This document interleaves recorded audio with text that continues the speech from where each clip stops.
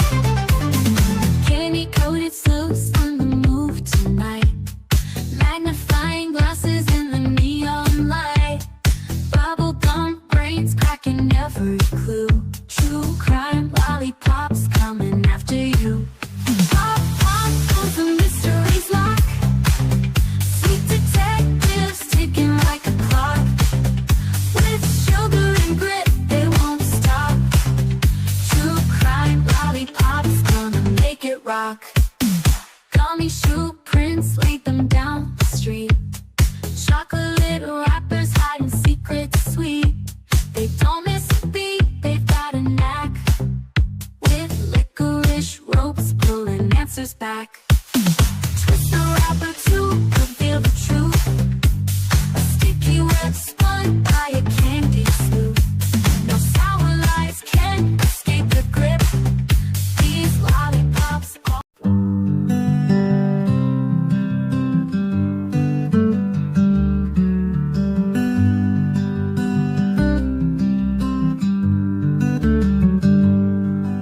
Sebastian, sweet boy, where have you gone? The sun sets low, but we keep marching on.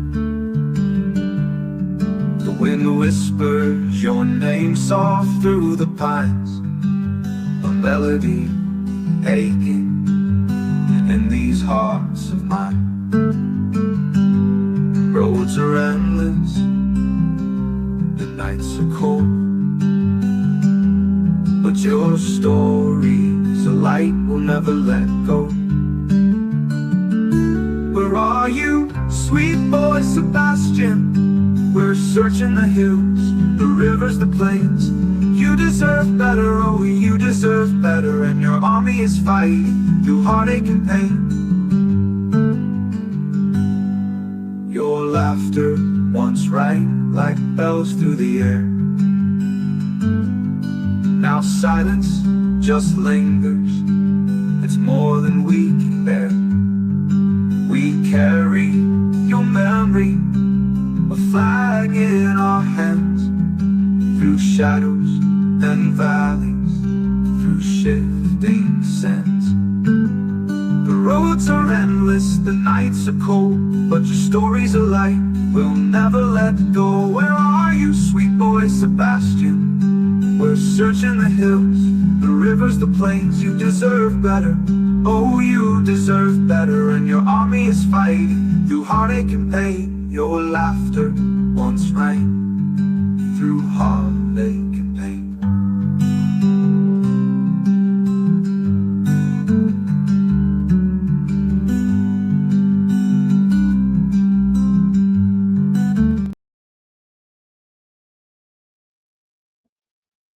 Well, hello, my friends. How are y'all doing today? I hope everybody's having a really great day today. Happy Thursday. Everybody about ready for the weekend. And Valentine's Day, the day for love. It's just 2 days away.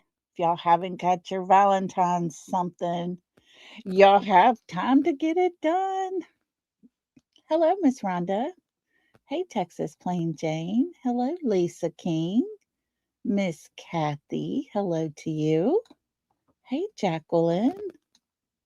Michelle. Hello to you. Peggy. How are you doing? Teresa. Hello, hello. Hey, Daisy girl. How you doing? There's our beautiful Bobby. Oh, we're just glad that you're here with us for just a tiny bit, if that's all it can be, Bobby. You take care of yourself. We love you. Hello, Michelle. Let's see here. Kimberly. Linda, hello to you. Hey, wild child. Good to see you. Let's see who else we got with us. Brenda Sue. Good to see you. Cool gamer. Always good to have you hang out with us. And let's see here. Anybody else sneaking in? I gotta go up, go down, go up, go down. My goodness. Drives me bonkers. Cinderella. Hello, hello. Good to see you. Okay, I think I got everybody. It keeps bouncing around. Hello, Marion. Good to see you. If I did not call you out and say hello, I do apologize. Dan, how you doing? Good to see you. Okay, let's see here. I hope I got everybody. I'm trying to kind of go back up and look through, but it kept bouncing, bouncing, bouncing, and then it would pause. Hey, Wendy, good to see you. You ready for the weekend? Oh, you got a 4-day weekend. You go, girl. Wowza, wowza. Well, for anyone who doesn't have plans on Valentine's, y'all can come hang out with me Valentine's. We might go to What the Fuss and just have a good time. We'll see, we'll see. Make sure, if you haven't already, hit that thumbs up for us. If you haven't subscribed and you're just hanging out listening, you like what we're doing, make sure to subscribe, hit that little bell so you can get all of our notifications. Anyways, thank you all for being here. I do appreciate it. Today we're going to talk about Sebastian some more, but before we do, not a lot is happening in Miss Nancy's case in Arizona. You know, they did find the glove. A lot of people had questions. Will they be able to get any DNA off of it sitting out in the weather and everything? It looked like it was a glove of sorts that would have some weather protection to it. So anything inside the fingertips and things, hopefully they will be able to get some DNA. And let's see what else. Oh, this morning, Rich and I were talking, and I told him, I said, you know, we've heard all about Tommaso. I wonder about Annie, and, you know, what is her everyday life like? What does she do? So we got to looking it up, and I made that post where I had found those things. Annie has written several books. Annie's a writer. One thing I didn't put in there was where I found Annie herself does a writing class. She teaches people how to write letters and documents correctly, how to go about writing a book. We know that the ransom letter, it was talked about several times, how well articulated it was, how it had to be done by an educated person because the wording and the usage of each word, it mattered, and you could just tell. Is it possible that Annie herself could have written the letter?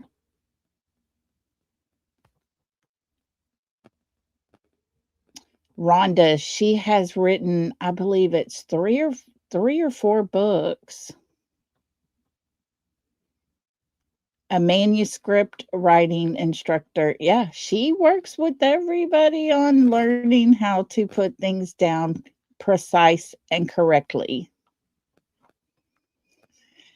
So I hadn't heard that Texas Plain Jane about her writing skills, but it did make me wonder, was this planned out? Was this something that was done ahead of time, thought out, possibly? Did she have to sit down real quick and write a quick ransom, and she was educated enough that she could put that together quickly? Does she even have anything to do with it? I have no clue.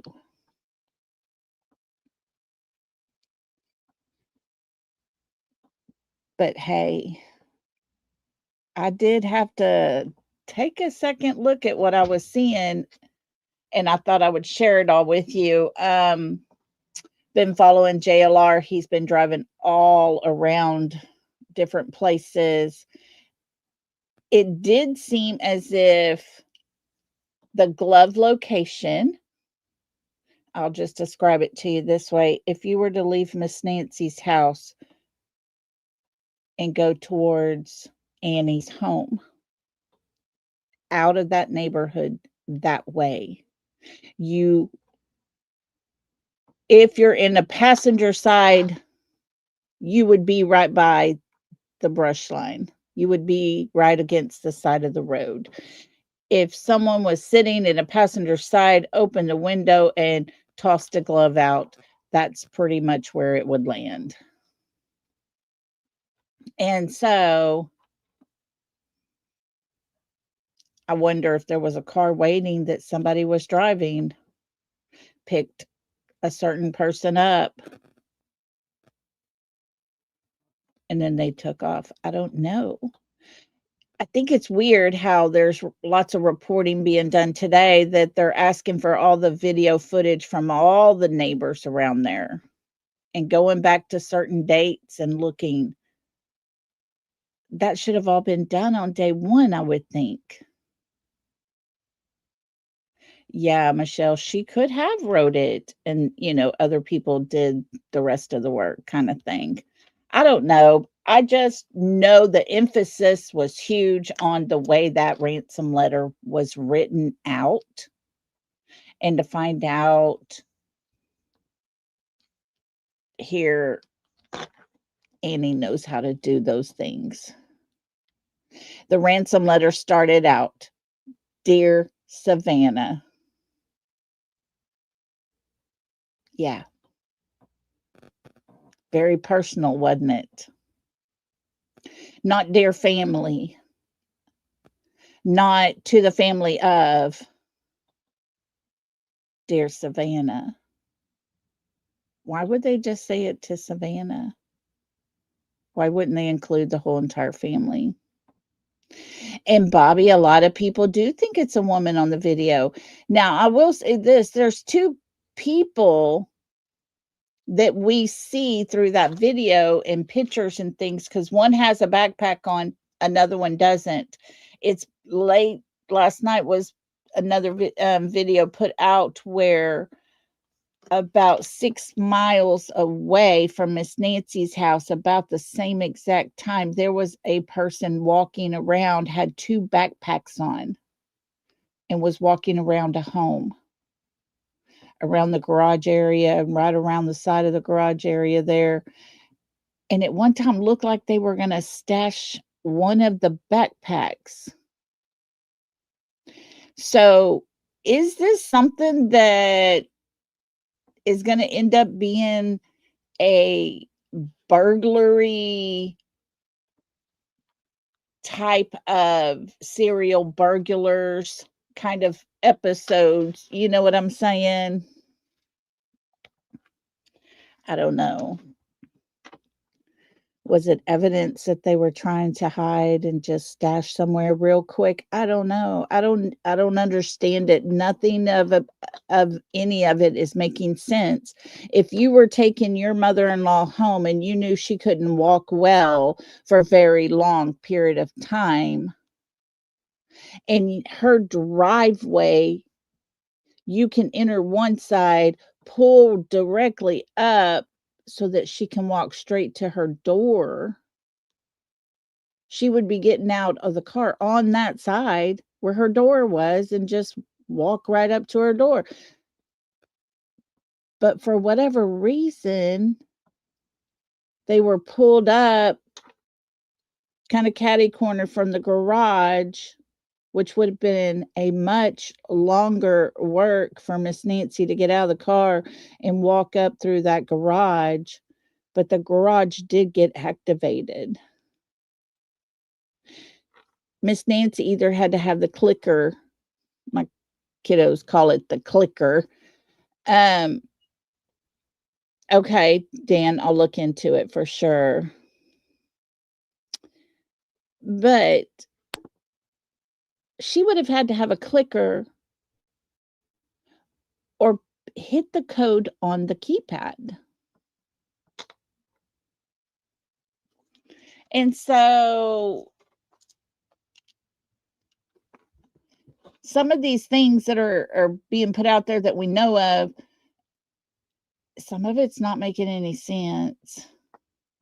Kimberly, I think 3 to 4 people possible. Yeah, I'm with you on that one. Yeah, Miss Rhonda told me to watch, and I hadn't had time yet today, to watch Chris McDonough and his wife. Last night they did a live and had some very, very good information. Dan, I will try to go back to, what was the name of your channel you said that had a great video? Dan, you can go ahead and put his name in the link because it explained everything real well there. I just sit here and watch it thinking to myself, why that? Why is it like that?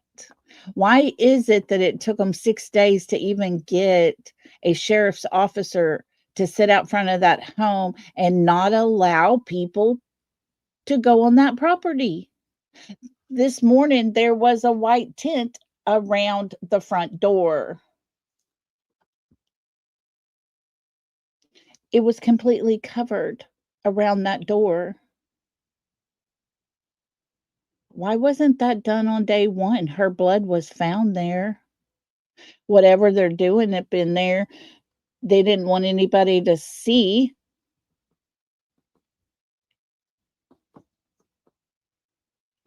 But think about it. There have been news reporters up there on that front porch area. There have been just journalists up there. There's been TikTokers up there. There's been all kinds of people all up and through there.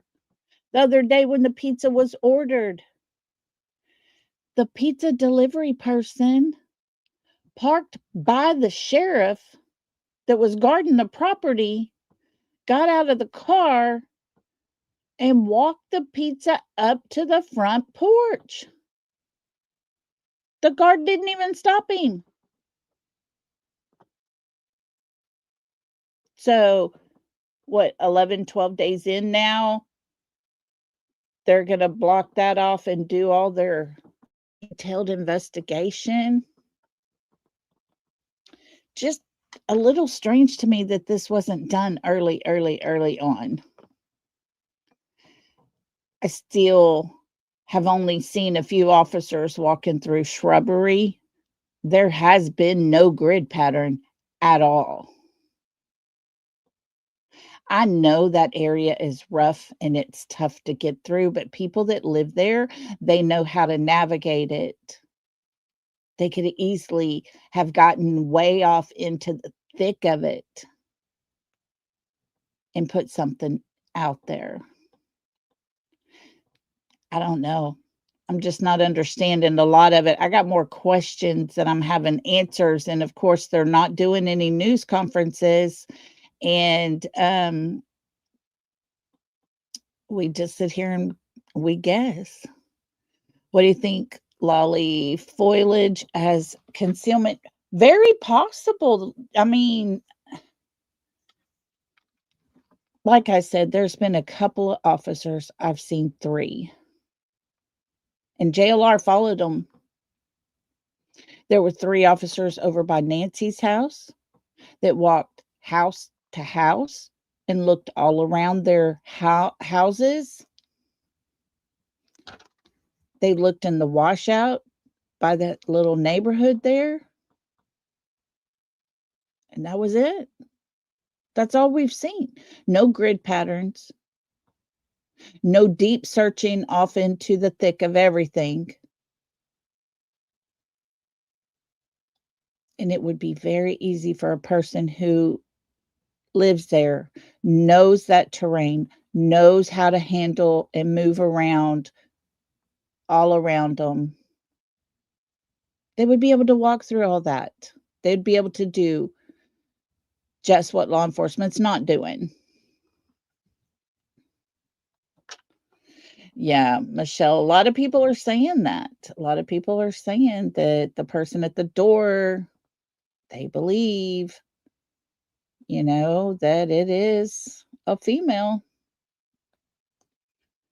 I did see a screenshot, a still shot of the officers when they took down the tent and they were walking towards their car. One had what looked like a fold up type of board, and it looked as if it was maybe for height comparison, because it did have the lines on it. It had the pattern that you would need if you unfolded that all out, stood it up there to see exactly how tall that person on that camera could have been. Did they have their phones up in there looking at that video and those pictures? Did they measure his or her height? I will say this. For a person to go walk back out, come back with a handful of weeds type of thing in their hand, try to cover up the doorbell camera, doesn't sound to me as if they were professional. I think if they were professionals, they would have came in quick, went over to the side to where they couldn't be seen, and reached over and put like some duct tape on it or spray painted it or something like that, but they wouldn't be standing there trying to make some weeds cover it up till they can figure out how to get the daggum thing off the wall. I agree. Whoever this is, whoever has done any of this, I just pray Miss Nancy's okay. But as the days go by, don't you know her family is losing hope?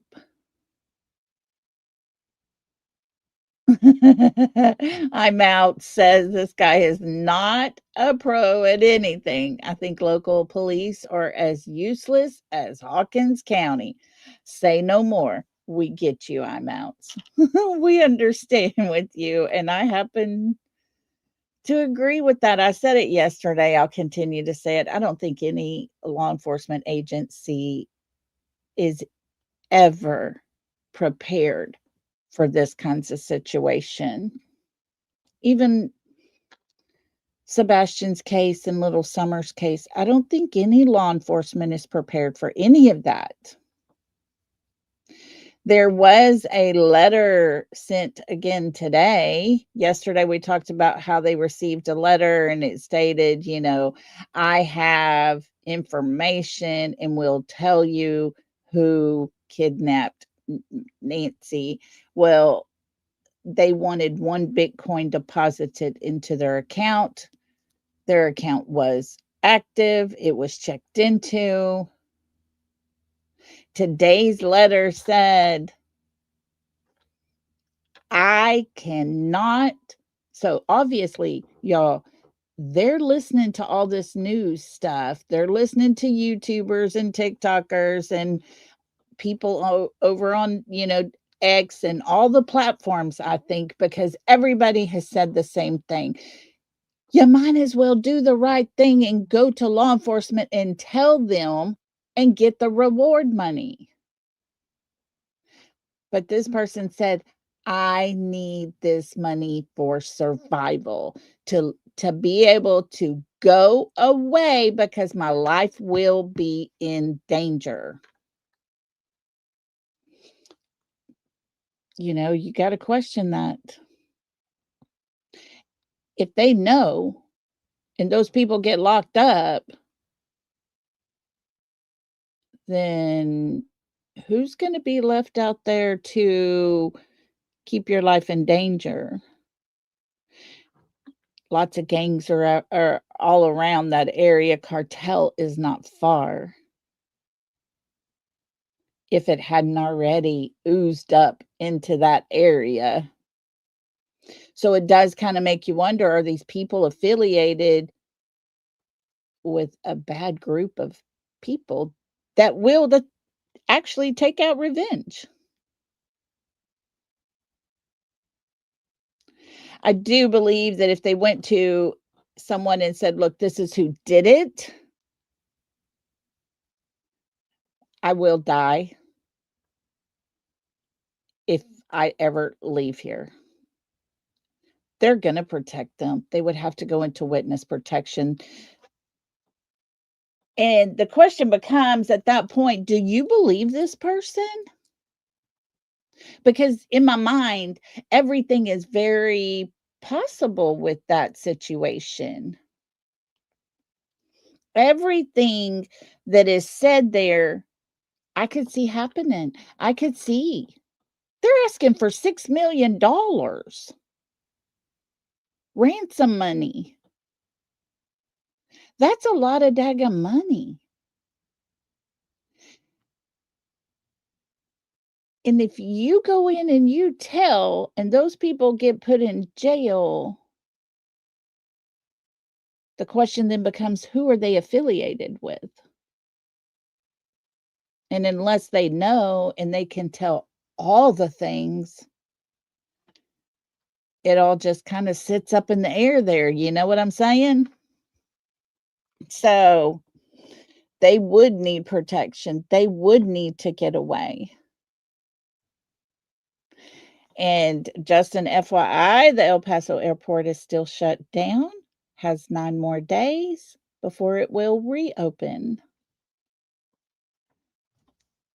I really think the FBI is doing everything that they can possibly do other than actually having all the dots connected at this point. I think if they would have allowed the FBI to come in from day one and just take everything, complete control of the whole situation, I think we would be in a different position right now. And just an FYI, if you do not have a subscription to your Nest camera, your doorbell camera, whatever company you have, you get an alert that a person is there. A white dog is outside your door, that kind of thing. But you don't get the actual photos and stuff like that without a subscription. We now know that in an instance such as Miss Nancy's case, they can get a judge to sign off, get a subpoena, get with the company, and the company has a database of everything recorded. So that, thank God, was done. Because had they not done that, we would not have anything to even show somebody was at her house.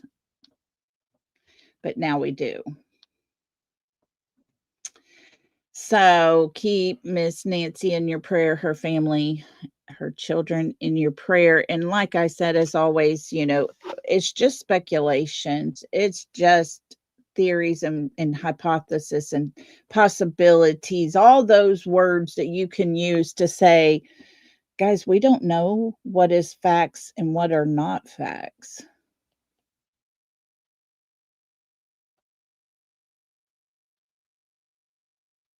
You know what I'm saying? We can't say that. None of us were there. And oh, you sent a super sticker? Bobby, I didn't see it. Let me see if I can get the chat to move backwards a little bit. Hang on. Let me see here.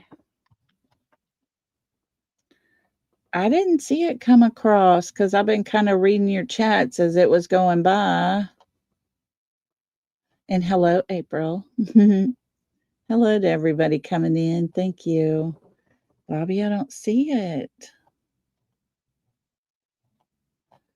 I tell you, I don't know what's going on. Things are awful glitchy and wonky on my end. The chat will freeze up and then poop, it goes back. And I've missed half of what was said. But I don't see it, Bobby. If you've sent something, Bobby, thank you so much. Double check to make sure it even went by, okay? Or went in and everything. If it didn't go through on your end, make sure YouTube knows not to put it on this end because we didn't see it. But anyways, definitely keep them in your prayers because things are happening, but nobody knows where she is. Day 12. It's just too sad. I can't believe it. I don't know, guys. No, Miss Ann, no news on Sebastian other than come the 26th will be the 2-year mark, and everybody's going to be meeting those who can in Tennessee. Other than that, there's nothing. Hey, tap dancer Lizzie. Good to see you, sweetie.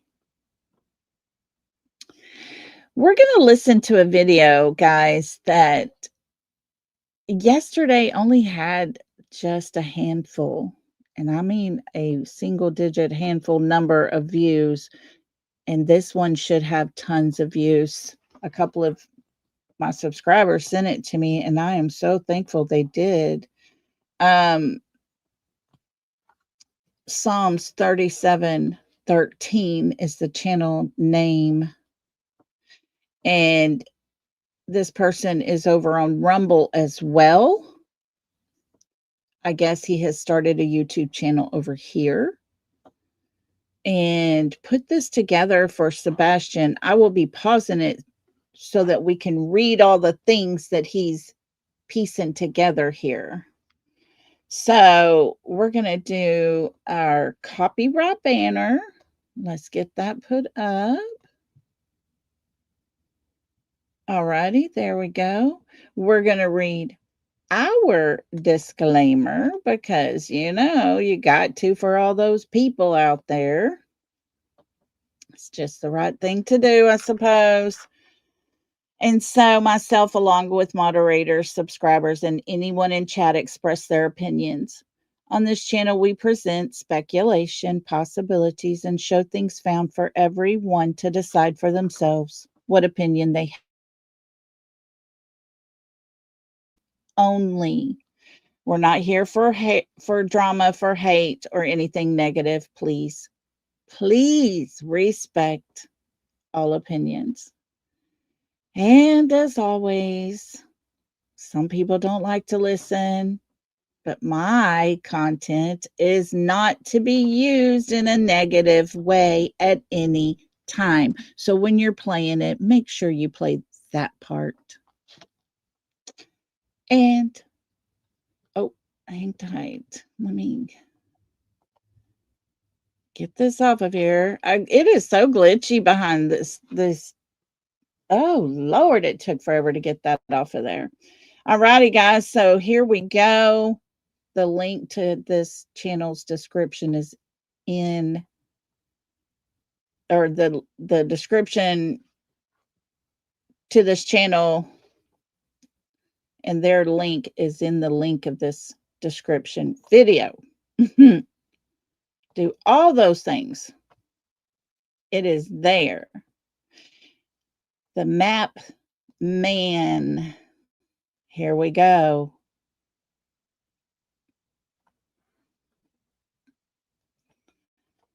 And I'm going to make it big. I will not, when I make it big, I'm not able to get back over to see everybody's comments. So let's just make it through this. And then we will get through it.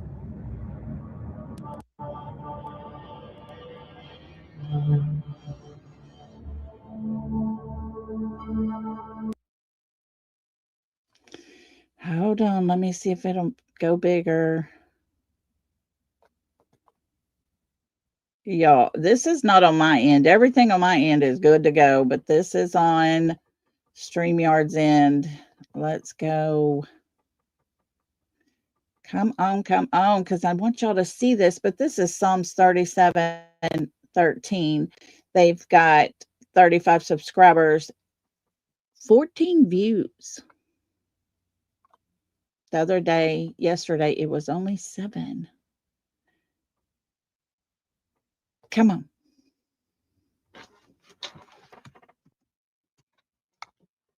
Let me see here if I can help it along.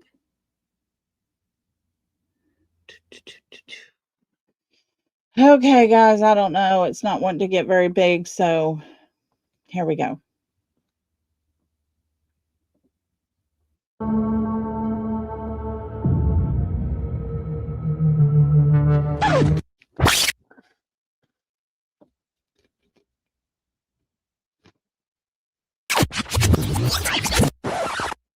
Heading missing juvenile, 1008 Sanford Court, 1008 Sanford Court, Hendersonville.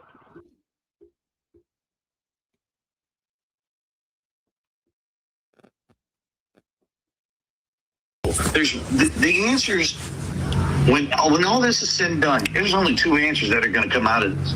One, Sebastian is going to come home safe and sound, but he's going to have some. He's not going to feel. He's going to need a lot of mental psychologists. Sure. That's what to look for.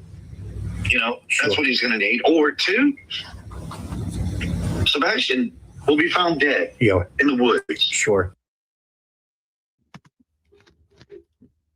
Just so matter of fact with his words. Very confident that it's going to come down to one of those 2 things. Nothing more, nothing less. Just one of those 2 things.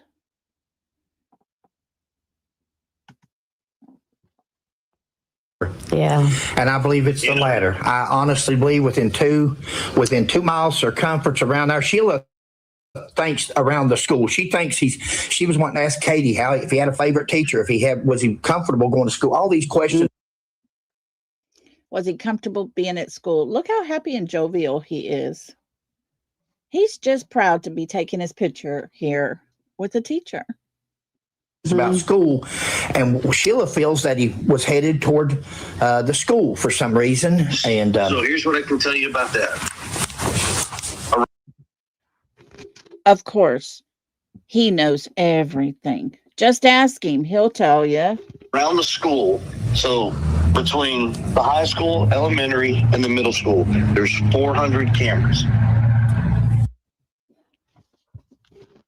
400 cameras around that 3-school circumference.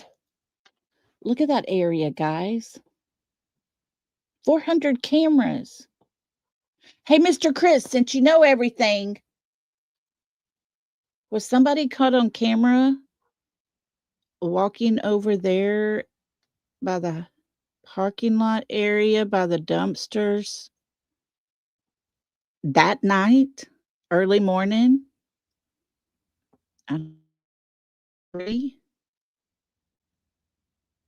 Since you know everything, I just thought you could confirm that one.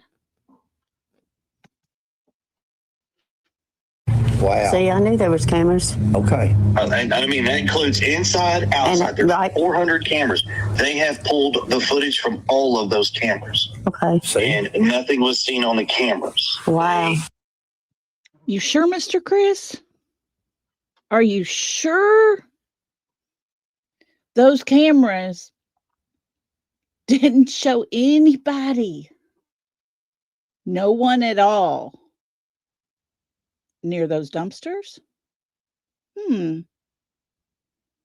Might have to challenge you on that one. They have scoured the football field. Yeah. Like behind the football field, there was a field. And of course, I'm native to that area. Sure. So I actually went to Beach Elementary when I was a little kid. Wow. Yeah. So Well, let's turn the whole conversation back to Mr. Chris. Let's get off of that sticky subject there. He don't want to lie too long, about the important thing that everybody's here to hear about. Let's make sure we talk about me for a little bit. Me. So, I mean, like I said, there's not very much in that area that somebody's like, well, I'm over here. I'm like, I can tell you're over next to so-and-so's house. Or, if you go up this road right here, you go dogleg back to the left, it snakes around. And blah, blah, blah. How do you notice? Because I'm from here. I'm a scat man. If you go up this road right here, you go dogleg back to the left, it snakes around. And blah, blah, blah. If you go up this road right here, you go dogleg back to the left, it snakes around. And blah, blah, blah. One night before, 15-year-old autistic teen, Sebastian Rogers, suspiciously disappeared. Approximately 500 yards away, just beyond the construction site, a bright light was captured on surveillance. There's no indication of foul play at the moment. If you go up this road right here, you go dogleg back to the left, it snakes around. And blah, blah, blah. Sebastian Rogers' home is located here. The surveillance camera that captured the suspicious activity is located approximately here, with 2 cameras pointed towards the east, overlooking the construction site and further. The suspicious activity seen on these cameras took place here at this cemetery and also school. If you go... Wait, what? And also at the school? Some suspicious activity happened at the school, and yet 400 of their cameras didn't capture no one at the school. Nothing. How does that work, Mr. Chris? How does that work? Didn't even catch nobody by a dumpster. Nobody walking to a dumpster. Wonder how that happens. go up this road right here, and you go all the way back to the left, it snakes around. Blah, blah, blah. Just after this suspicious light illuminates for approximately 6 minutes, a little before 3:30 a.m. At 3:32, a headlight of a vehicle can be seen moving south in the cemetery. This would not be the only vehicle seen that night. Another vehicle is seen at 3:45, and just 4 minutes later, another headlight is seen at 3:49. Although there is 2 cameras that overlook the entrance to the church and cemetery, as of now, there is no sign of these vehicles seen entering or exiting the only main entrance to the south. There's no indication of foul play at the moment. What do you all think happened to little Sebastian? Do you have? I'm down to literally. I'm only down to 2 scenarios here, Okay. and they. What I feel probably the most reasonable in my head that makes sense. So Please tell us what's in your head, because I don't think most of it makes sense what's in there. first one is very simple. Okay. Sebastian got up, walked out of the house, walked out in the woods. He's out there somewhere, and we can't find him. But wouldn't he have to pass a whole bunch of those cameras? And yet the cameras prove he didn't. Okay. That's the simple one. That's Right. Sometimes simple is the way it is, but go ahead. Now the second one, Sebastian walked out of the house.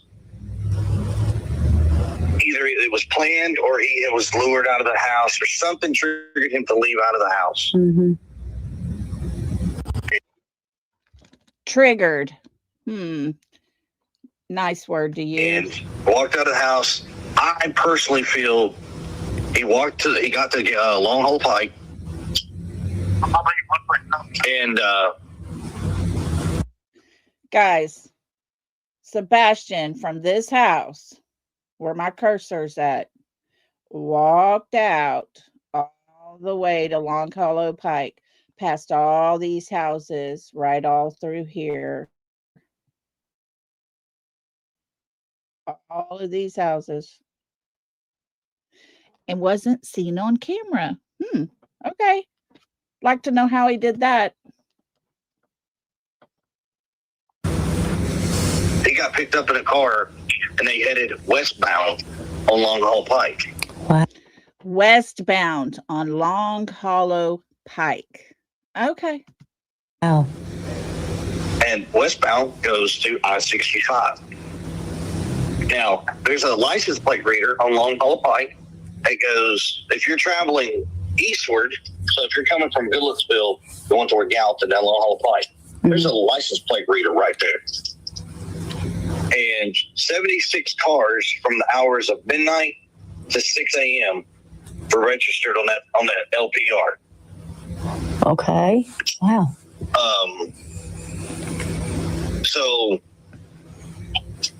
all of those cars have been accounted for. Funny how he knows that, down to the precise number of cars. What's even more funnier is for people who want to get someone out of there without being seen,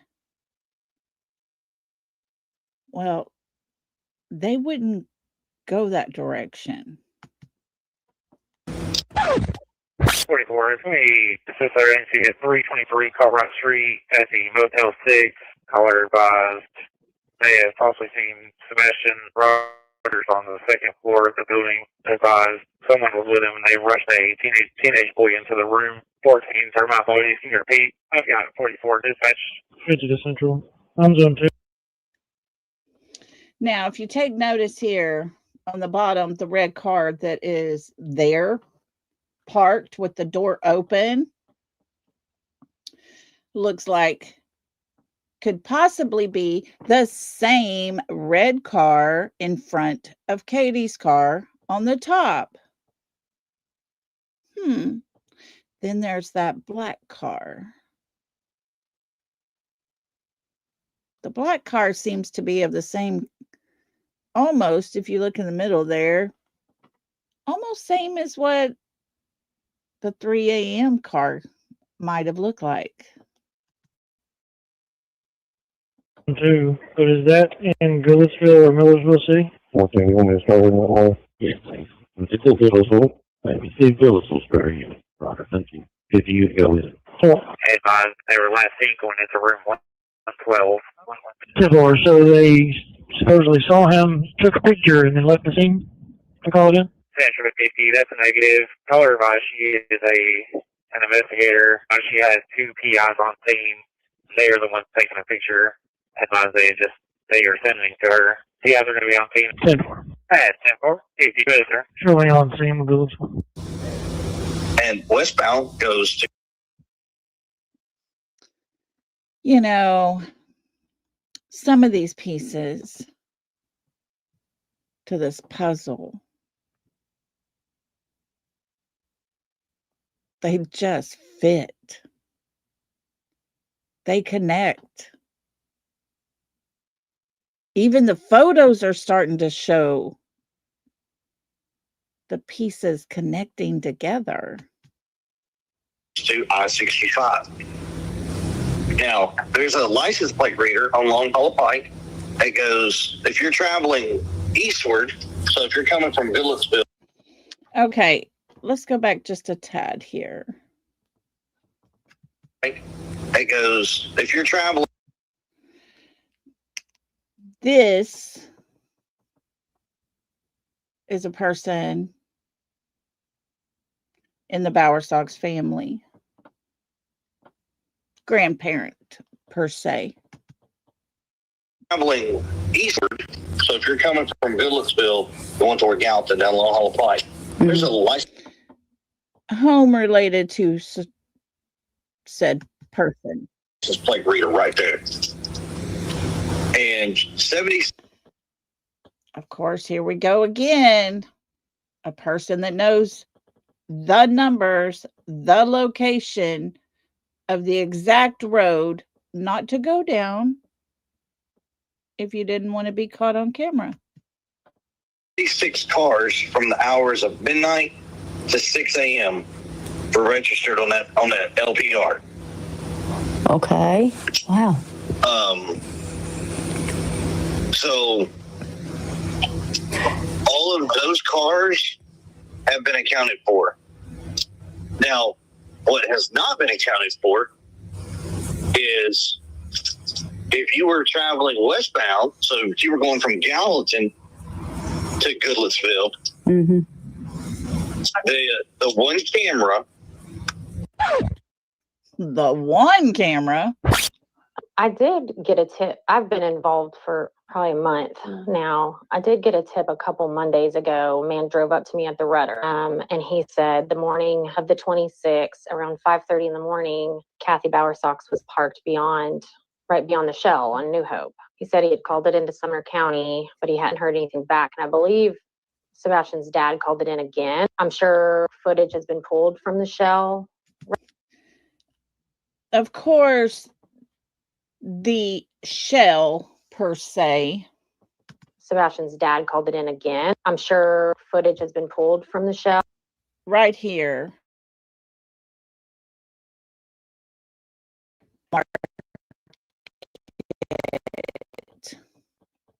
The place that allegedly Kathy Bowersox, Christopher's mommy dearest, was sitting at 5:45 in the morning before he was ever reported missing. Katie's car is said to have driven up beside her car, and they made an exchange of some sorts through their windows. Shell right there. I don't know what other cameras would be right there. It looks like maybe there's like a storage unit kind of thing right beyond that Shell. Worsham's Market, you know. There's no indication of foul play at the moment. And the only reason I really believe there is validity, number one, I didn't feel like the man was lying to me, but also it was anonymously posted from someone, I think it was someone else because they described it a little bit differently. Talking about the mothers? The Christopher's mother. Okay. Kathy Bowersox. There's no indication of foul play. No indication of foul play, but yet the sheriff, at the very time that it was all being reported, he had no idea, none, that those 3 particular people reported seeing with their very own eyes those 2 cars. And all 3 stories had the same person in each car, and they all 3 had the same exact times. Play at the moment. Apparently has a decently recognizable SUV, probably because she's a real estate agent, that she was parked beyond Worsham's on the side of the road at 5:30 in the morning on February 26th. So about an hour before Sebastian was reported missing. I don't know. That's a little odd to me. And I just wanted to make sure y'all did have that tip. There's no indication of foul play at the moment. Is if you were traveling westbound, so if you were going from Gallatin to Goodlettsville, the one camera that could have picked anything up was not working. Hadn't been working for 3 years, and that circle shows where that intersection is. That camera would have picked up Katie and her mother-in-law sitting at Worsham's before Sebastian's ever reported missing. But conveniently, they knew it wasn't working, and conveniently, they got to do what they did.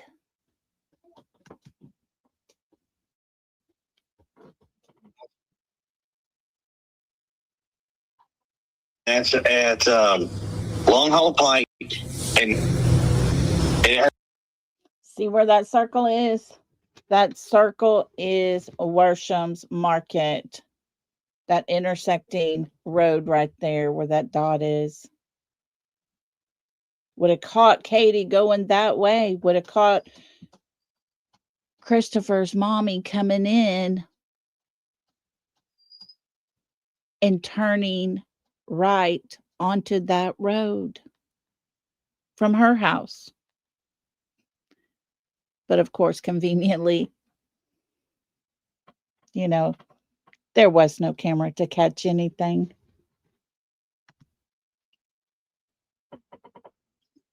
it hasn't worked for 3 years now. Whether or not they're going to work it now, I don't know. But it hadn't worked for 3 years.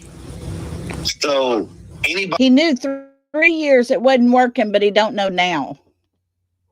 Well, he don't need to know now. Duh. Anybody going, like I said, westbound down Long Haul Pike could have picked up Sebastian, picked him in a car, hauled butt down to I-65, and you'd have never known. There's no indication of foul play at the moment. No indication. Did you see that picture?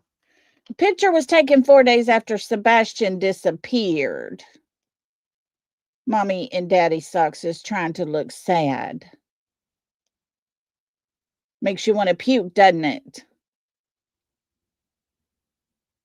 But this picture was taken on their way to their Alaskan vacation.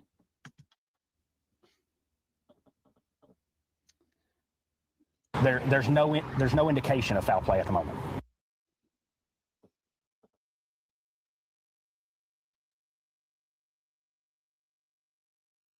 No foul play. Posts were sent to creators about a man who drives the red car, always parked at Motel 6. Let's connect some pieces here, friends. There's no indication of foul play at the moment. My name is blank. I have listened to some of your podcasts, and you have talked about a guy that was seen at a motel in Goodlettsville that drives a sports car. That name is blank. I wanted to let you know that he is kin to CP and Kathy Bowersox. The guy is very, very dirty, like is very known in Sumner County. Good and bad. Has a lot of people in his pocket, his family that has already passed, had a lot of power, had a lot of properties, and he runs a few businesses that actually just a front to run money through. Sumner County and all LE knows who he is, and 3/4 of them are somewhat friends with him in some way. I can't tell you if he had anything to do with that boy coming up missing, but I believe with enough money, he may would have took him somewhere or is keeping him up somewhere because he has a few properties that he could be holding him. Everyone around here is already give TBI and FBI these tips, and they said, thank you. I would keep digging into that tip and just don't forget about it.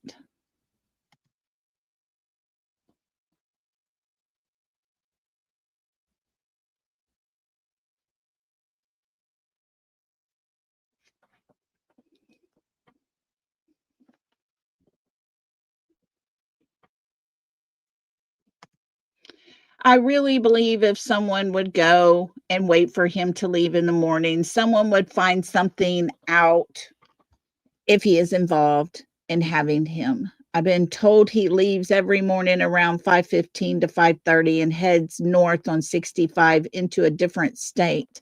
And there's really no reason I can think of for him going that way because his place of business is just about 10 minutes or so from that motel. There's been a few people to actually ask him about him, and he would go off on them.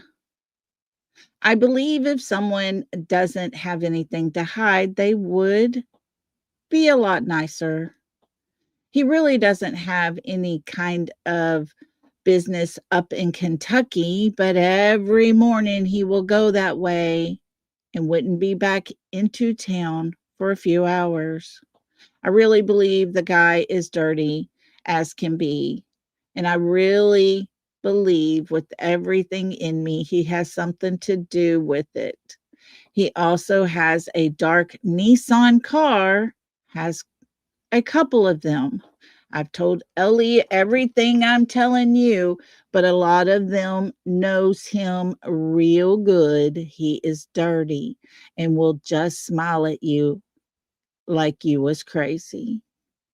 I hope someone can find the missing piece to this and bring him home.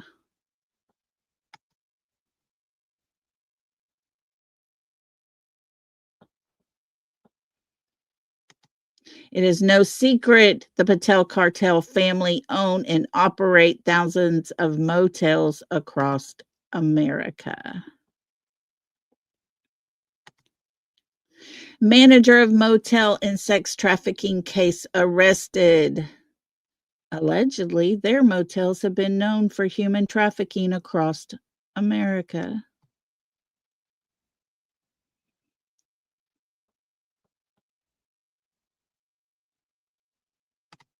Alleged part of the Patel family have lived in Goodlettsville, Tennessee, and owned the Motel 6 along with others up and down Interstate 65.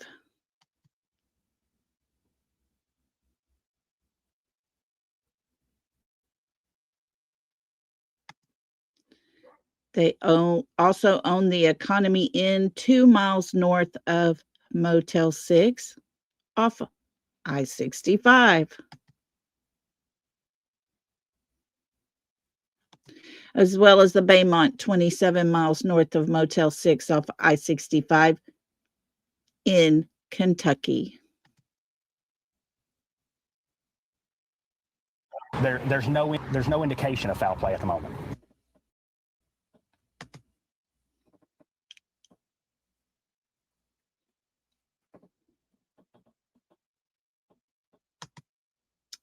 PI Heather Cohen, hired by Seth Rogers, Sebastian's biological father.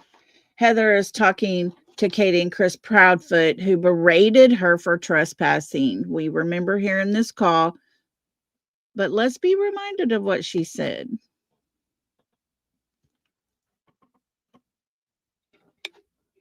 Let me ask you this. You're going after sex offenders, obviously. Right. That's my, You have the access to scan the dark web for trafficking? yeah. I can get that done. Not me personally, but I know somebody. Yeah. Do it, Okay. please.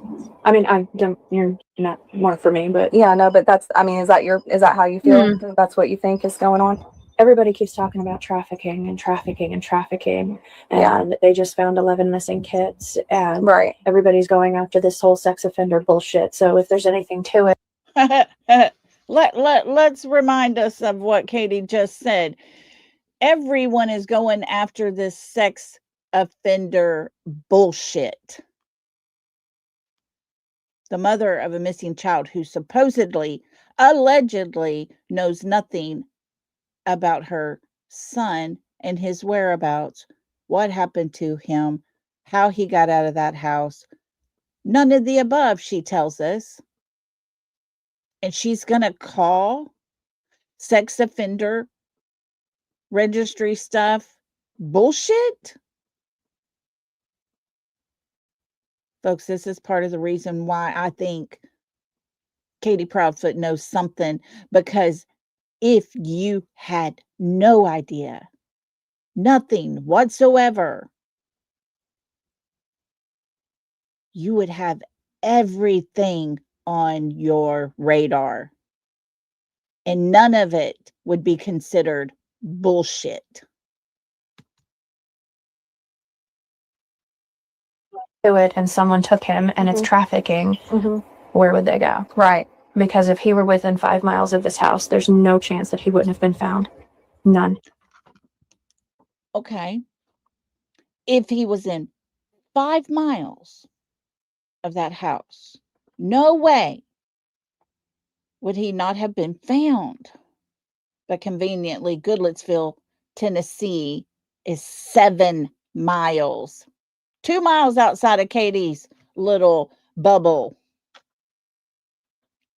7 miles to the Motel 6, where there was a sighting of someone that believed Sebastian was there. 7 miles from where Katie's car was seen at the same hotel later.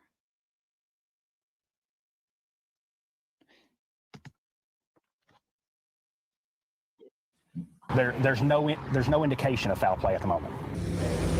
And westbound goes to I-65. Now, I-65 seems to be a popular place there. And as we're looking at I-65, you see all these little pink dots. Those would be the hotels owned and operated by the Patel family. The red circles would be allegedly Bowersock's places of interest. You know, when their names on the titles and things. And just a reminder, this is outside of Katie's 5-mile bubble. There's a license plate reader on Long Haul Pike that goes, if you're traveling eastward, so if you're coming from Goodlettsville, Wait, what? This is a rental owned by the Patel family. toward Gallatin down Long Haul Pike, there's a license plate reader right there. And 76 cars from the hours of midnight to 6 a.m. Wait, what in the actual hell? There's a legal paper trail for Terry Bowersock staying or using this rental property owned by the Patel family, known for sex trafficking. He's using their property as a mailing address. Christopher's stepdaddy, Mommy Sock's husband. What the hell have they done with Sebastian? For registered on that LPR. Okay. Wow. So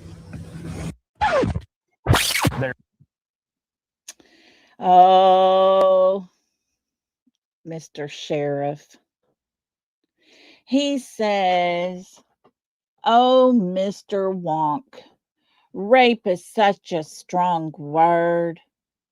I prefer snuggle struggle." And he's got a picture of him and his wife attached. Just saying. There's no indication of foul play at the moment. There's no indication of foul play at the moment.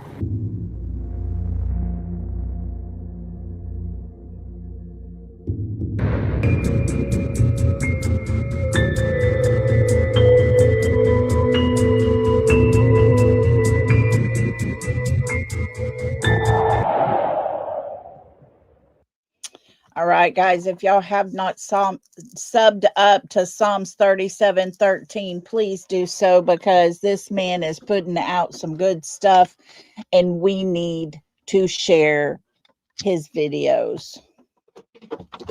He deserves to have more than 35 subscribers and only 14 views of this.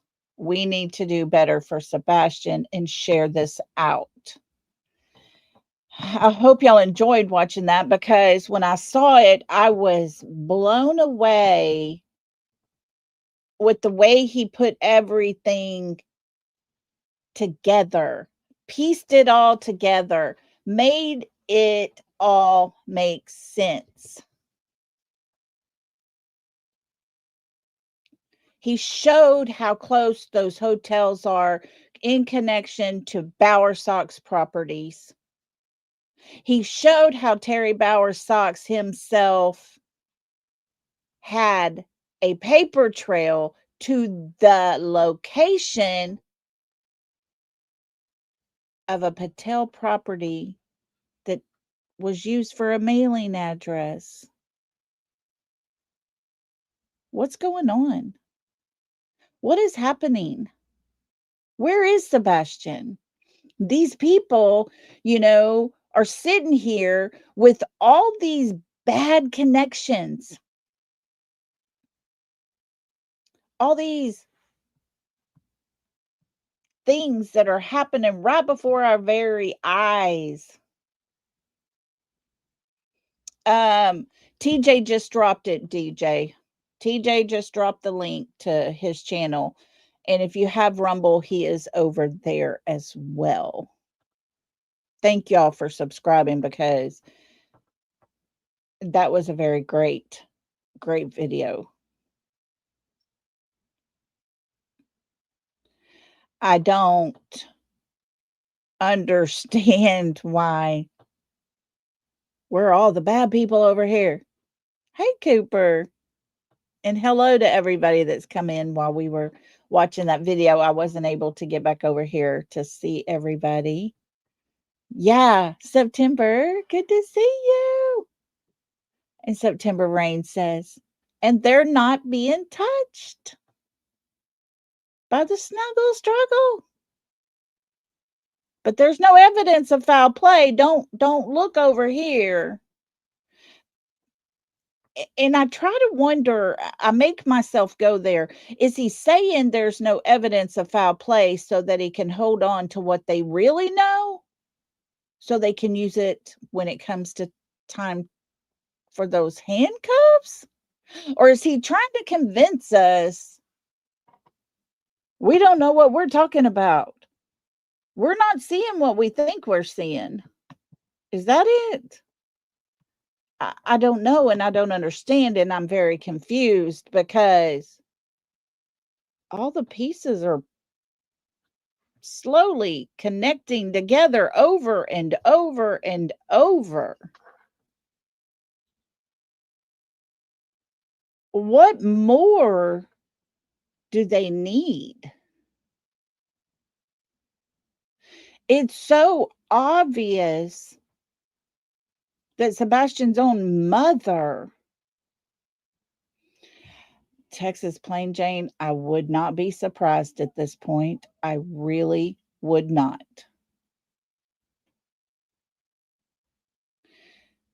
But when Sebastian's own mother, who's, terrified for her life and worried, and a grieving mother, as they like to call her,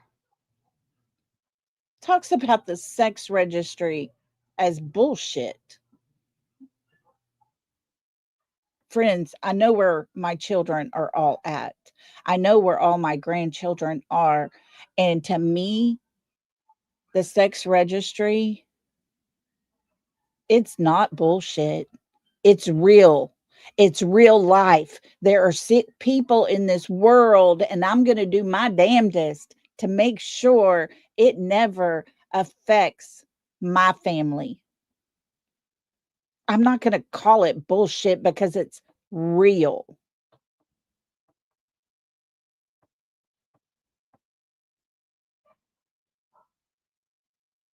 You know what I'm saying? But I'm the bad person because I call out a grieving mother. Friends, if I was to turn on my camera right now and you would see the bags under my eyes from crying for the past 4 days in a row, that's grieving. That's grieving. If I want my fingernails painted, I do it myself because I just don't have the energy to go. My heart is not in it. A piece of me is missing. He's gone from my life.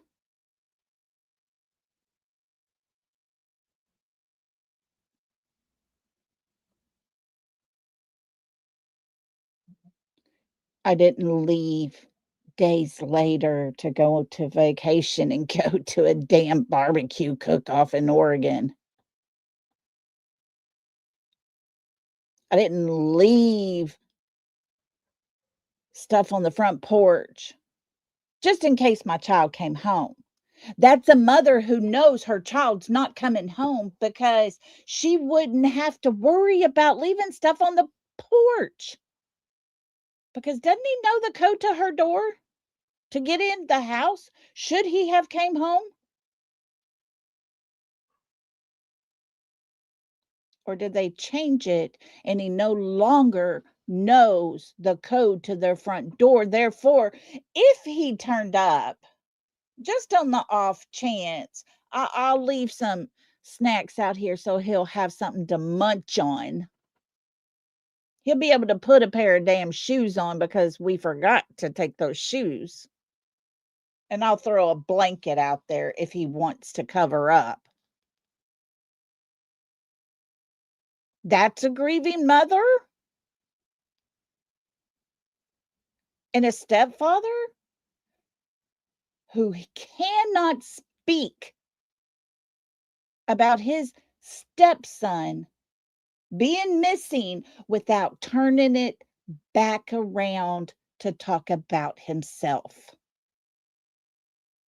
This is a game to them. It's all charades.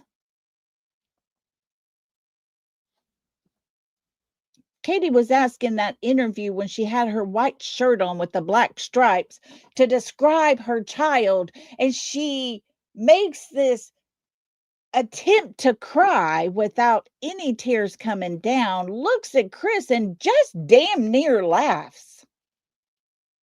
That's a grieving mother?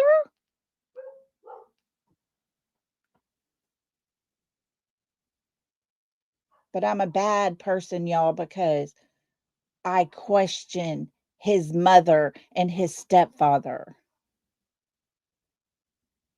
Okay. Okay, whatever. Say what you want to. Do what you want to.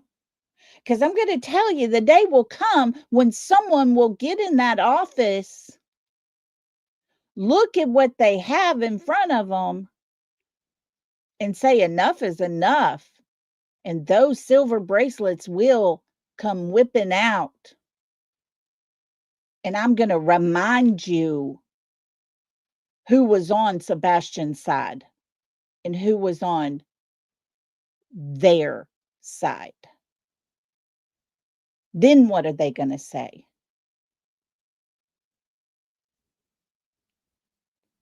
I've been 100% straight up honest with everybody and said, I've even looked into Seth. Do I think he's grieving? Yeah, I see signs of a grieving father because I see those bags under his eyes. It's what happens when you cry a lot.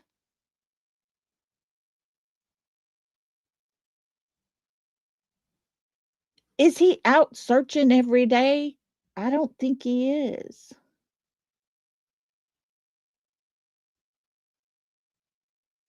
Does that make him a guilty person? I don't think that does.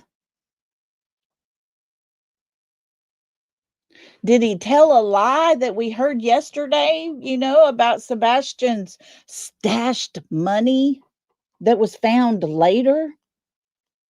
No, he didn't. It was them over there that created the lie. And it was the stepfather that played the game and went along with it. But I'm the bad person for calling it out. It's ridiculous. Ridiculous. Because there's a kid missing. He has a disability. According to his mother and stepfather, he can't even think for himself.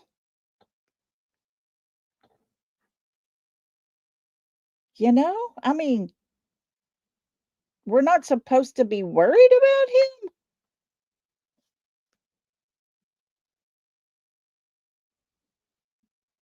And we're supposed to think all those sex trafficking people that live close to their home is nothing but bullshit.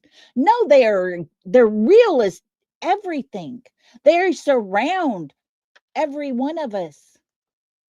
It's real, Katie. It's not bullshit. Just ask the parents of those affected by those people.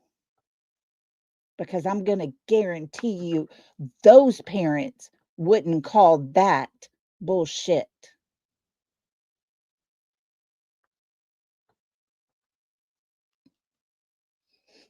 Oh, thank y'all. Show us that TikTok video again, Lolly, please. Which one, September? Do you remember? I got to find, because I don't have a lot of TikToks with me. If you remind me which one it was, I'll find it.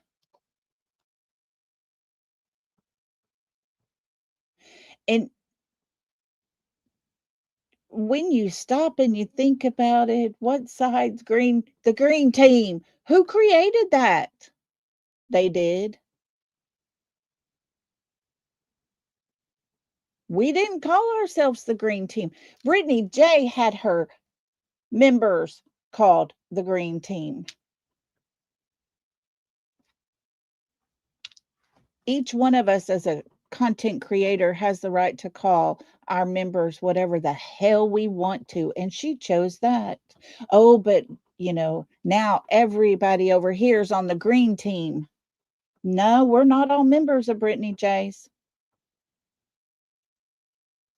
That's their ugliness.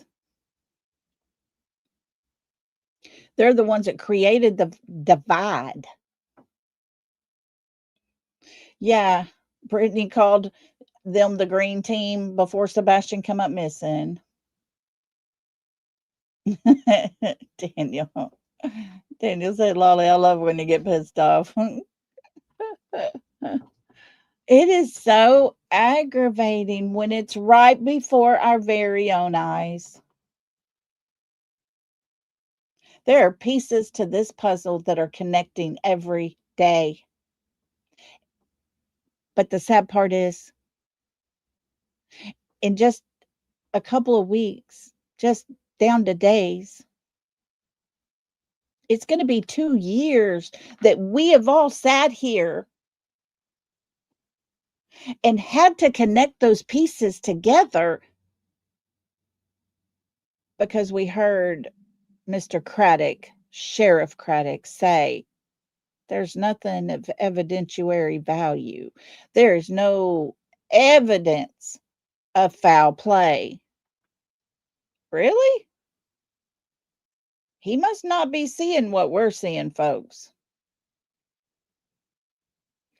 He must not have heard all the things.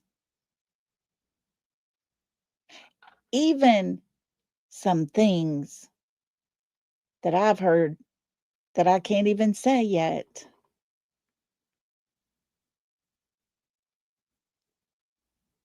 It's gross. It's gross to sit there and act like 2 years later, there's nothing there. All is well in the hood. Is it really? All is well with those people who played dirty?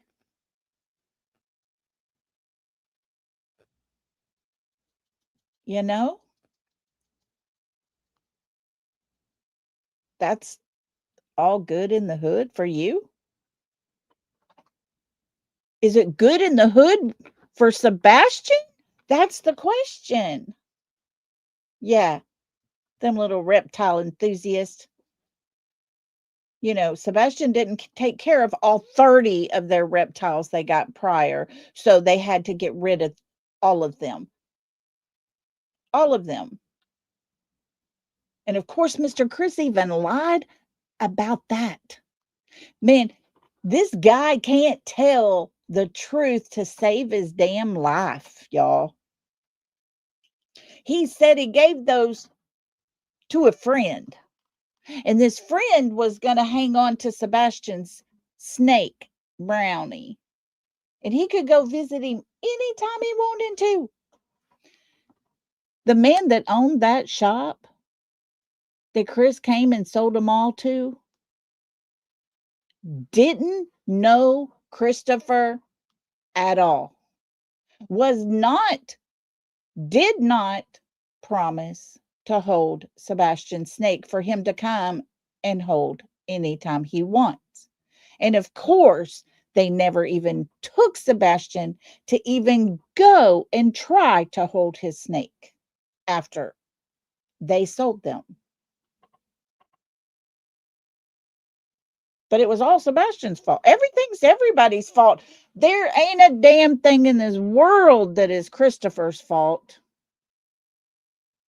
Just ask him. He'll tell you. How about we ask some of his ex-wives? I don't live far from Louisiana. Maybe I should take a road trip. Because I got the address of a lady that lives there.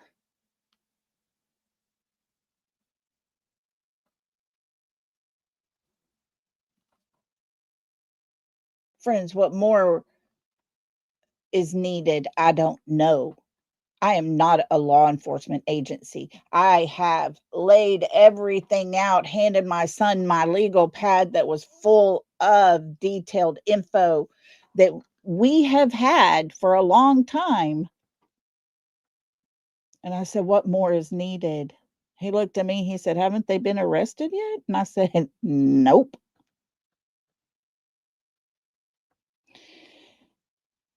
My son, who was a city cop and a state trooper.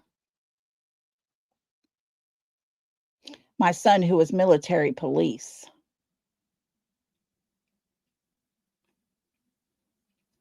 His first words were, haven't they been arrested yet? Nope. Because they live in Hendersonville, Tennessee, where they know everybody. Where Mr. Chrissy Pooh's little friends are Bobby and Carter. And he can use them for leverage Every damn time that man opens his mouth, it seems like he loves to throw those two names out there. I would be embarrassed if I was them.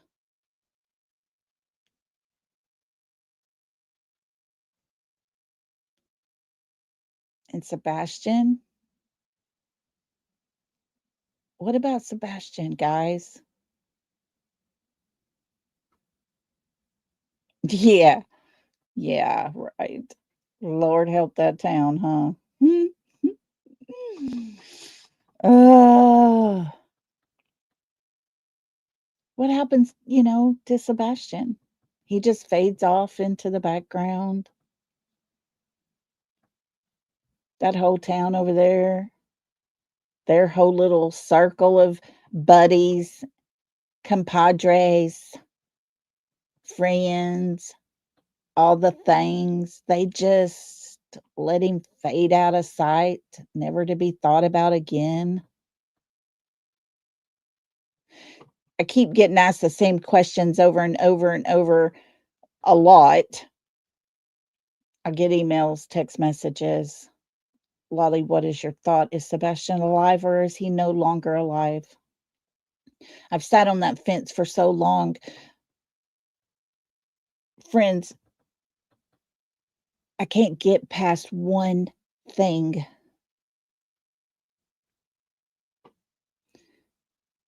And that is the lack of, and everybody in the far back, all the way over to the other side of the street, listen close. I can't get past the lack of grief coming from his mother. We've seen a picture of her having brunch with the girls in Florida. I did see pictures of her at Disney having fun with her stepdaughter and husband and family. I did see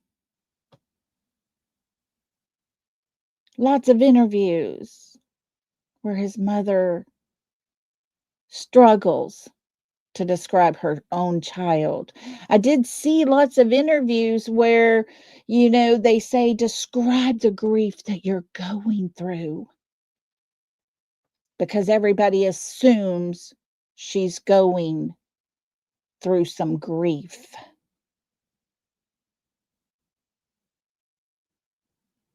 Well, you see, I was so distraught that I had to go on vacation within a week.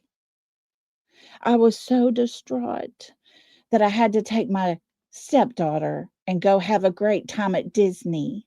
I was so distraught that I've been on multiple vacations.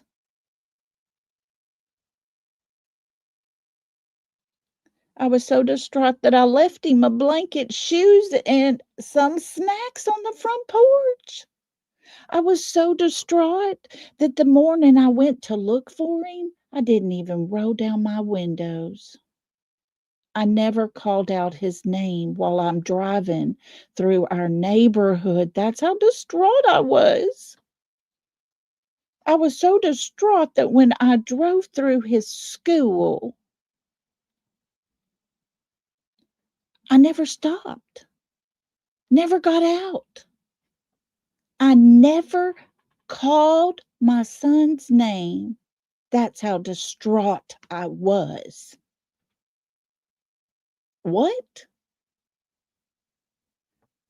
Grief doesn't make you an idiot. Grief does not turn you into a bumbling fool. Sorry, Katie, but you've chose to do those things yourself. You made those choices. I was so distraught that I can't even tell 6 different times what actually happened. None of it made sense. None of it connected. when asked to describe your child for anyone out there searching for him. Searching, friends. You're searching in the woods, walking down the street, looking here, looking there, checking out this building, that building, the creeks, the lakes, all the things. And Katie's words were, well, he likes shiny things.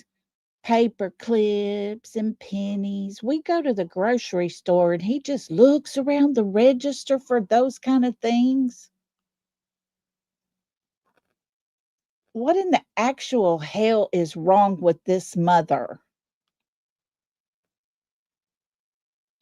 What is wrong with her? Sure, people will be looking in the grocery store for him when they go. That woman asked about those out there searching because at the time they had hundreds and hundreds and hundreds of people searching for her son. And she's going to talk about paper clips and pennies. That's her choice to use so that people in the woods can look for things, identify him. Oh, wait a minute now. It makes sense, y'all. Duh.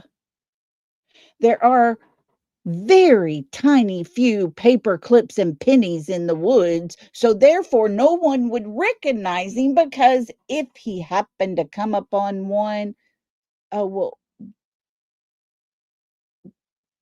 they wouldn't really even find those things out in the woods, probably. So therefore they wouldn't find him. Got it. Silly me.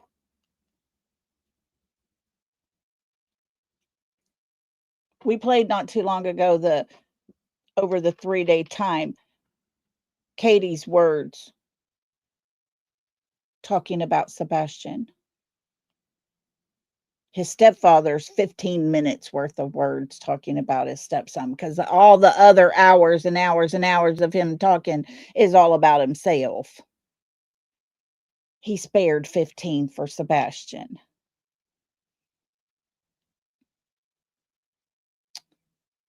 In Katie's interview, we heard the word hundreds of times. She gets asked a question about her child, and her immediate response is, well,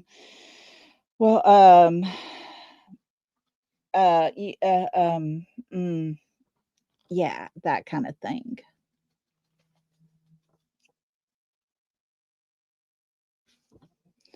Friends, I'm not making her look like an idiot on purpose. She's done that to herself. I'm not bringing this out to attack Katie. I'm bringing it out to prove a point. When you don't have much to say, you're too busy going on vacation, you don't go searching. Are you not searching? Are you not grieving? Are you not doing anything to help people find him? Because you already know where he is?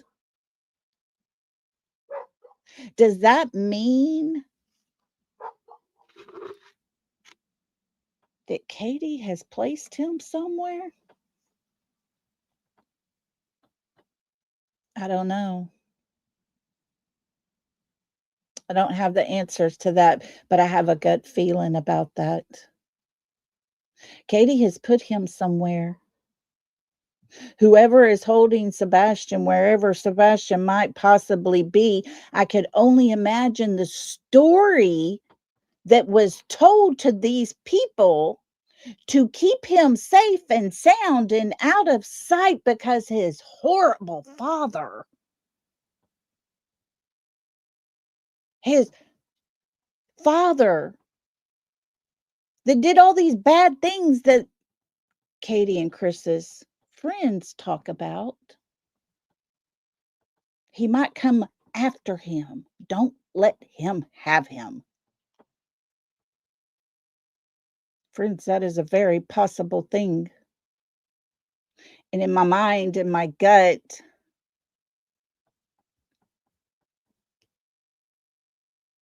I think it's very possible. We know Katie left Texas Roadhouse that morning and her dash cam recorded for 6 minutes and was turned off. Her car either was turned off and she got out of her car, or she reached over and turned it off herself, but yet she didn't go home for an hour and a half. No one saw Sebastian go in that home. So if no one has seen him going into that home, we don't know for sure he even made it home. Could all that activity at 3 a.m. happening in the back of their backyard, could it have been nothing but a joke and a playtime for them?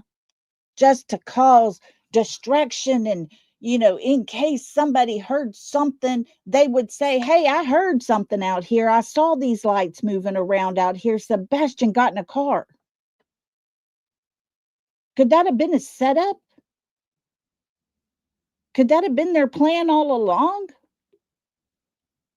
Were all the people involved parking their cars over at the cemetery and sneaking their way up through there? Could that dog that Mr. Chris said went down the side of his fence back up and diagonal across to the backyard of his neighbors? The exact path that light number 2 took?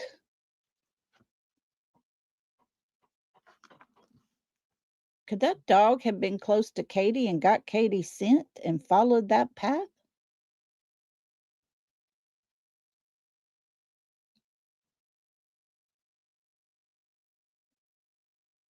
Questions are on the table. Law enforcement needs to find the answers to those things. Law enforcement needs to do something because Sebastian is still missing. Sebastian didn't ask to go away. Sebastian was planning to go live with his father, but they couldn't allow him 2 more months.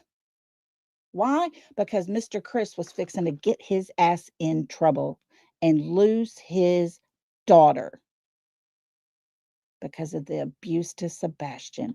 I challenge anyone from the other side that wants to go up against that. Sit down and read the CPS reports you have. That's who you support. That's what you've become.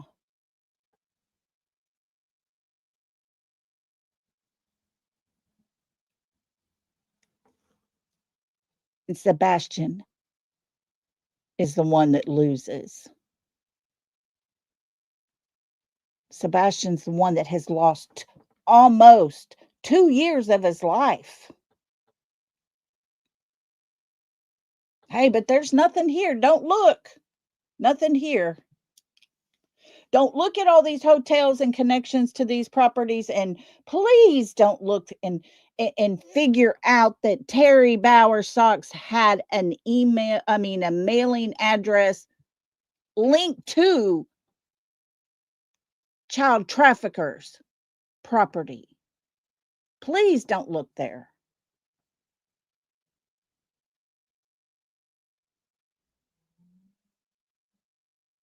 Friends, I'm telling you, the more they talk, the more the pieces of the puzzle start fitting together. They're telling on themselves. It's their words that we use to put these pieces together. We wouldn't know half the crap that we know had they not learned to stay off the internet and shut their damn mouth.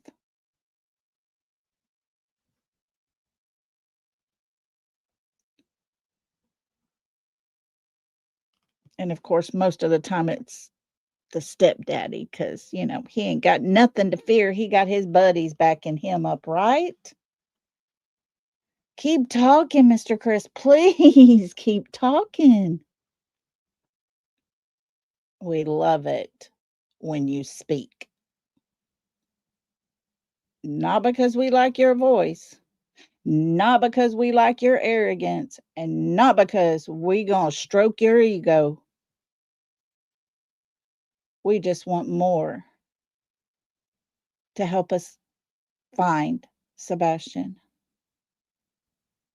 Keep talking. I dare you.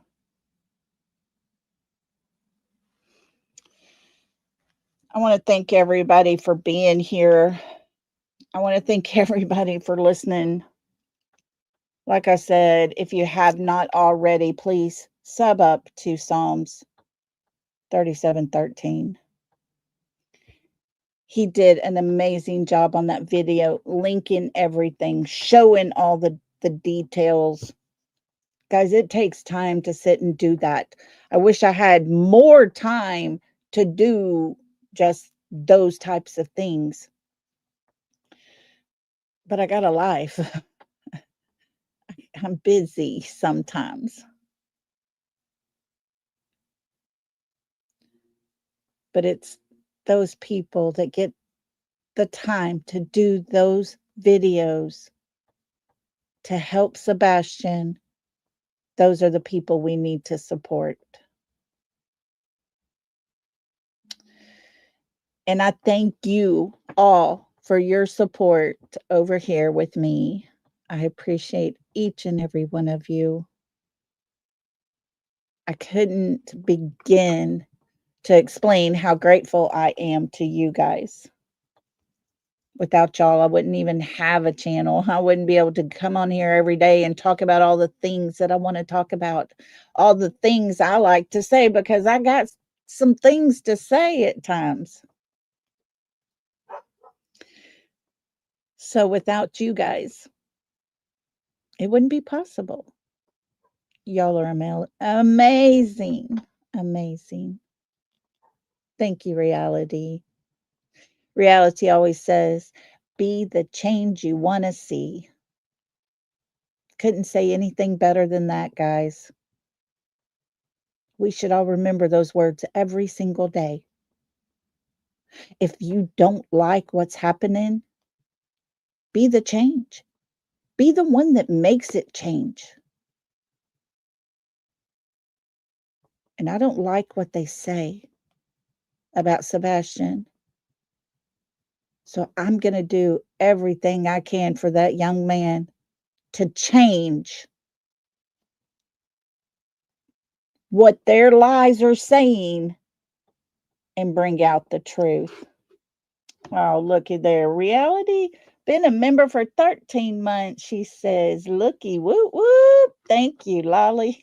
Thank you, Reality, for being a member and a family and a friend. Love you so much and appreciate you as well. Y'all be safe out on these streets. Hang in there. Don't give up on Sebastian. Because if we give up on him, there's not going to be much left. Keep Miss Nancy, her family, her friends, keep them in your prayers as well, because she deserves to be found. She deserves to have answers. Her family deserves that. Even if some of those answers might not be what they want, even if it might connect to some people they might not want it to connect to, at least they will know.